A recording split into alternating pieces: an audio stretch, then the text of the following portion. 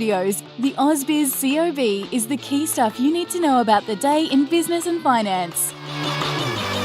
Welcome to the COB. I'm Juliet Sarley. Today I dragged along Andrew Gagan. Oh, dragged along. Come on. Oh, loving being here, Juliet, to close out the day. Exactly. And what a good day it has been. Look, when the market finishes high, always a good day, isn't it? Yeah, indeed. Not quite the highs that we saw on the open. There was a bit of a dip around 11 o'clock, I think, but at least we've had a positive session. The S&P 500, of course, hitting a record on Wall Street. The CBO 200 there up a third of 1%. And the ASX 200 also a third of 1% as we head into the match off higher. It's up 23 points, 7,638. Yeah, looking around the sectors, look, all green aside from energy, consumer staples, telco. We'll talk about energy in just a moment. Well, in fact, I was going to say we're going to talk about AGL, but technically not really energy, is it? No, but it's a utility, Yes. and it shot the lights out when we have a look at our three themes.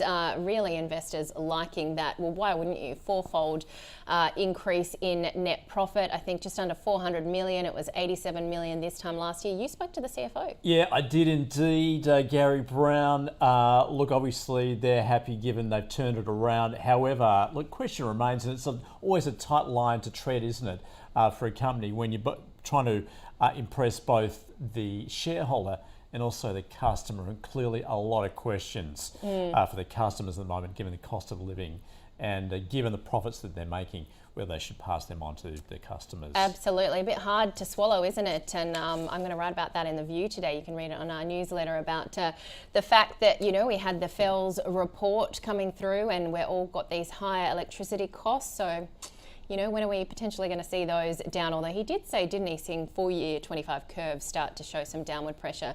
We've also got financial finesse up there. The banks all looking pretty good. NAB, of course, yesterday was a little bit weaker on that change in the top with the new CEO, but up by about 1% today.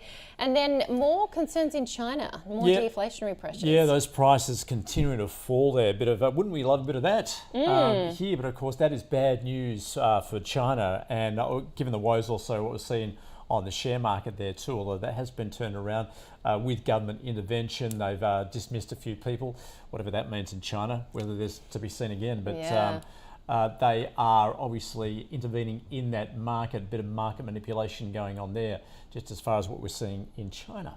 Yep, the so-called national team. All right, let's have a look at the sectors here and kicking it off with some of the tech players today. WiseTech up by about 3%, Xero up 1%, Altium and Technology One also looking good.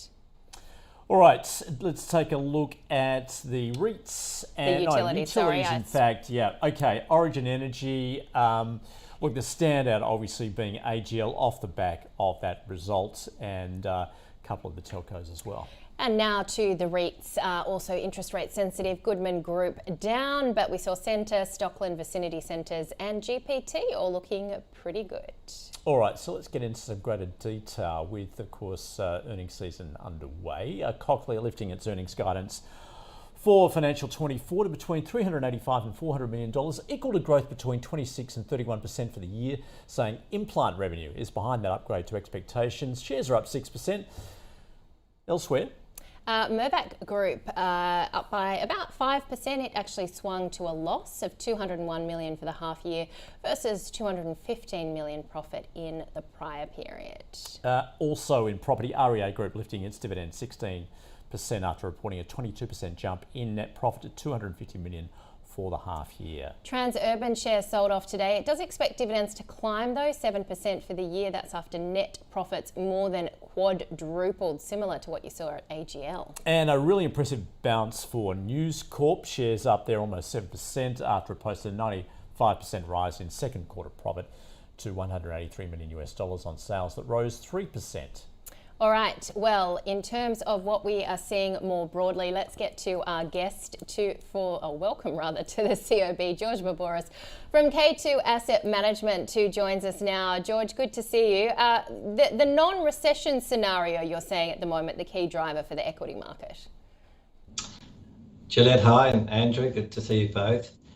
Yes, I mean, for managers and active managers and many like us around the world, that have been on that non-recession, soft economic landing, overweight developed market equities. The narrative has always been that if you escape that hard landing, then profits don't collapse and they build from and re-accelerate at a lower pace from a higher base. And that's what the equity market did late last year. But then people are questioning the valuations, and then very quickly looking at the US earnings period. It's beating expectations that were lowered. EPS will be upgraded. Unfortunately, the multiple it's meant to be expensive if you don't have a recessionary scenario. And that's all panning out. Staples and healthcare are doing quite well, and broad industrials over there, they're beating higher than the average of 71%. So things look reasonable for that risk on. There are nuances and trades going on and some profit taking. Slightly different story in Australia, but in the broad sense, the S&P 500 is just exhibiting, again, is aggregate earnings that have been upgraded.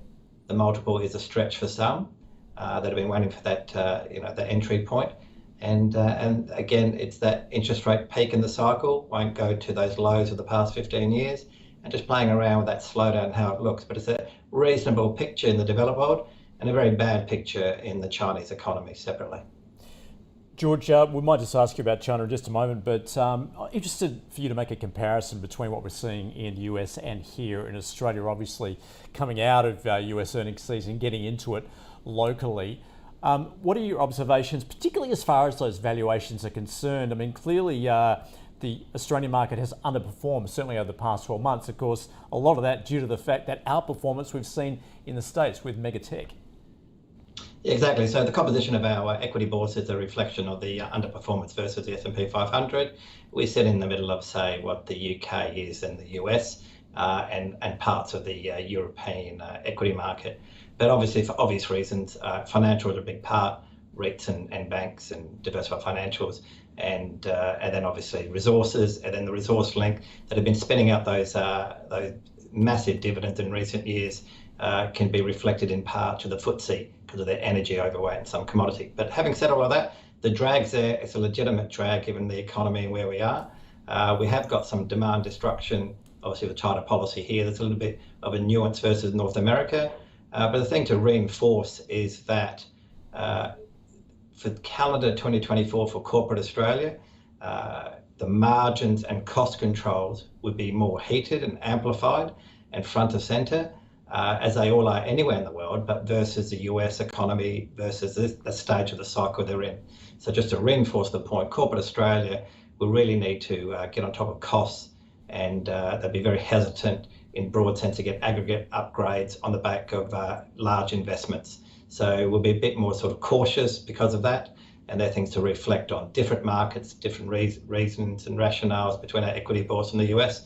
And then Australia, at the end of the day, it's a small it's a small economy, open economy, dictated by currency moves, but it's a net energy and food and commodity exporter with a high over-reliance on the financials here, where the rest of the world doesn't want to go overweight our banks, but they're in good shape. But their ability to get major upgrades will be limited with the margin pressure. George, just talk us through your view on China. You did talk on China there, but these deflationary concerns, CPI, the worst annual drop since September 2009, which was, of course, the peak of the GFC. You are short China equities. Yeah, so let's put it in perspective. We're active managers, again, growth managers. We're short China. And if I can say, most of the active world is short China, just to reinforce that point. And we've been mainly short to various degrees since that March quarter of 2021 when Beijing did that overreach. But there are many different things and many moving parts going on with China. But obviously the world's largest construction cycle collapse ever seen. It gets worse before it gets worse. Sentiment's been impacted at the household and business sentiment. They need to attract finite capital. It's very difficult. Yes, they've extended from 1 Jan this year the brick economy family to more legitimise the FTAs coming out of, say, the Middle East, as an example. They need to attract much more capital going forward. But that economy is got some issues to work through, and that is why Beijing and fiscal stimulus with the PBOC is just throwing everything at it at an increasing rate, which we've been waiting and expecting for a good year or so, and we're seeing that play out. And very quickly, while it gets worse before it gets worse, and it's not good for our exporters of energy and commodities and metals, all things being equal, that deflationary cycle, take a step back, helps on capping reacceleration of core CPIs, all things being equal for the developed world. So that's working towards rate stability and making that case for rates to be cut throughout 24 in the developed world, but not as much as some people expect. But the Chinese economy is very problematic for the globe, and again goes down. But the signs have been quite clear. They've been getting cheap energy inputs, obviously because of that Russian and Middle Eastern oil they've been getting all along. But at the same time, sentiment's depressed at the consumer level, sentiment's depressed at the business level, and they really have a problem attracting capital in that economy. So again, it gets worse before it gets worse, and then sometime they'll have to just recalibrate and get out of this mess they're in. George, just very briefly, of course, the macro influencing the micro. Given what you heard on Tuesday from the RBA, has that changed your investment thesis at all? No, steady as. The governor, she's done a remarkable job in the communication. It's a new regime, of course. I think they've got some concerns with that portions of the services inflation in Australia relative to other developed markets, but putting that aside, rate cuts are ahead. There won't be as much as people expect. They understand there's demand destruction, and a third of Australian households that have got a mortgage do need some form of relief. That's going to start obviously with tax cuts on 1 July, but much more needs to be coming out of that. But the rate cuts will happen towards the end of the year, but not as much as people thought. It seems quite pragmatic and reasonable. But the bond market, and this is the key point, the bond market's pricing in rate cuts and no consideration for the potential of rates going higher, as the governor was trying to have an each way bet. All right, George. Thanks as always, George Barboris from K2 Asset Management. And let's have a quick look at some of the market leaders and laggards in the session. All right, there we go. No surprise. AGL has been the headline all day. Stock, let's call it a 10% rise for the day, which has been pretty impressive. Elsewhere, the News Corp, look, so much of this obviously coming down to those results we've seen. News Corp, one of those beneficiaries. And also in the resources sector, Chalice, and Liontown, a lot of those lithium stocks coming back. We have seen the lithium price rise over the past couple of sessions, and Mirvac rounding out off the back of its results. All right, to the laggards today, REA Group we've touched on, Magellan Financial also under pressure. Ingham's, interestingly, that was a Bell Potter pick yesterday from Grady, down almost 3%, Neuron Pharmaceuticals and GUD Holdings. And then just having a quick look at the small end of town as well. Yeah, Amero International. Need to take a look at what's going on there, but a 20% rise. Calix, also one of those very flexible stocks there, is up around 19%, and elsewhere in the resources sector, Sara, Devrix, and we've got Electro-Optic Systems also up more than 11%. Okay, and just having a look at the laggards in the space as well. Calidus Resources down almost 6%, Impedimed, Tamboran, Greenex Metals and CTI Logistics. All right, having a quick look at the stock of the day, it was of course AGL Energy. Yep, Michael Gable from Fairmont Equities and Kevin Robinson from Team Investor join the call to share their view on whether it's a buy, hold or maybe a sell.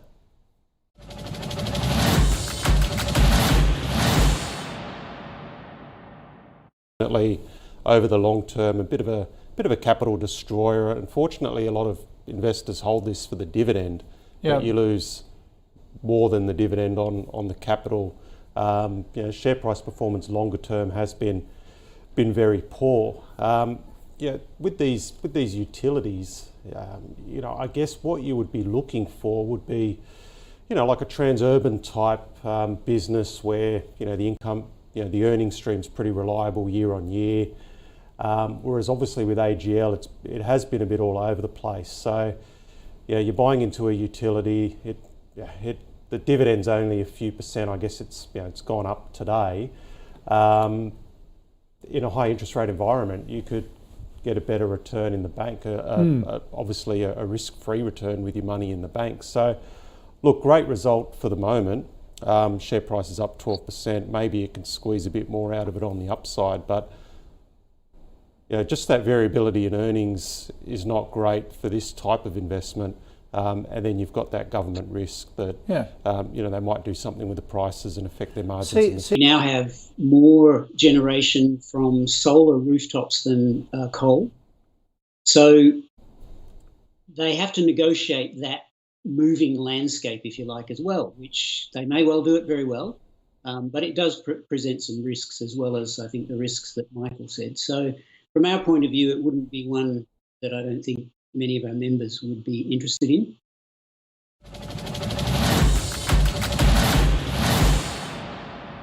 All right, let's have a look at what is happening overnight. Quite a bit happening. Initial jobless claims coming through in the US. Also, one of the Fed members, Barkin, speaking. We've had a whole raft of them joining the chorus of J-Pal, haven't we? Just really indicating no move in March.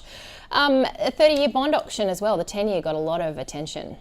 And also, in terms of earnings, got Ralph Lauren, Pinterest, Expedia, Hershey's, ConocoPhillips, and Lowe's among them. All right, let's have a look at what we're expecting here tomorrow. We get more from Michelle Bullock. Yeah, in fact, she's giving a parliamentary testimony, so interesting to see whether she expands on what she had to say on Tuesday. Yep, and earnings from Boral. Well, we had News Corp and REA today, but potentially Boral coming through tomorrow, and then, of course, tomorrow night, EU-German final CPI month on month. All right, let's have a quick look at where the market is. We know it's higher, up by about a third of 1%, I think. And the movement in the ASX 200 up 23 points, a third of 1%, 7,638. All right, what will tomorrow hold? And I guess a lot of that dictated also what we're seeing out of the States. Investors really looking for more guidance on interest rates, aren't they? They want that question answered. When are you going to cut? Yeah, but then I think the other point is that a couple of our guests have made, we're not going to see 1 or 2% worth of cuts. We're going to see very incremental moves. This higher for longer, I think everybody is forgetting. But anyway, at least potentially no more hikes, which is a lot of relief for a number of people. Anyway, we'll be back to do it again tomorrow from 10 a.m. Eastern. See you then.